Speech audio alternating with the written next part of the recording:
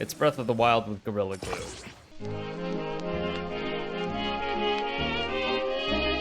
Okay, there's more going on, but at its core, Tears of the Kingdom really does feel like a larger Breath of the Wild, for both good and for bad.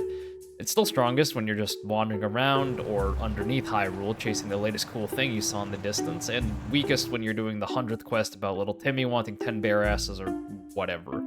My personal big sticking point is that combat still looks like this 90% of the time, but at least now you can break up the monotony by decking out your Roomba for a rave, even if it's almost always more effective to just do the fighting yourself. That kind of feels like a microcosm of how I feel about the way the building mechanics are worked into Tears of the Kingdom.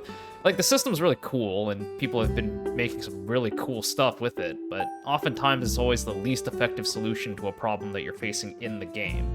I think there's like a disconnect in that sense, in that some parts of the game are Tears of the Kingdom, but most of the game is Breath of the Wild. Like, when you're in a shrine, torturing a Korok, or helping the worst fucking carpenter in history, you're playing Tears of the Kingdom. But for the other 80% of the game, fighting enemies, running around the world, climbing tall rocks, you're playing Breath of the Wild and dealing with old Breath of the Wild problems instead. And using the systems of one game, the other doesn't always work as well as you hope it would. Another way that Tears separates itself from its predecessor is its bigger focus on narrative, which has, like, mixed results.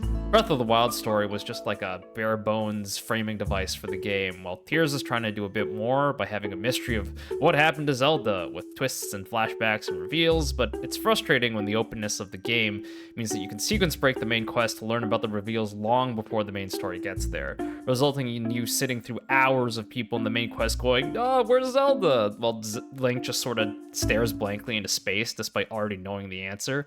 Also, I know the structure of X number of regions need your help, and each region has the same general gameplay/narrative structure before the big final confrontation is a staple of Zelda games, but I could not stand watching the same cutscene with two characters swapped out like 4 times.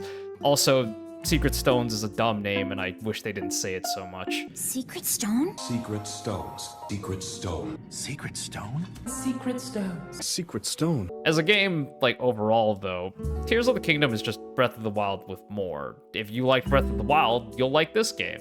I think Breath of the Wild was pretty good, so I thought this game was pretty good. If you didn't, though, I doubt this game's really gonna change your mind.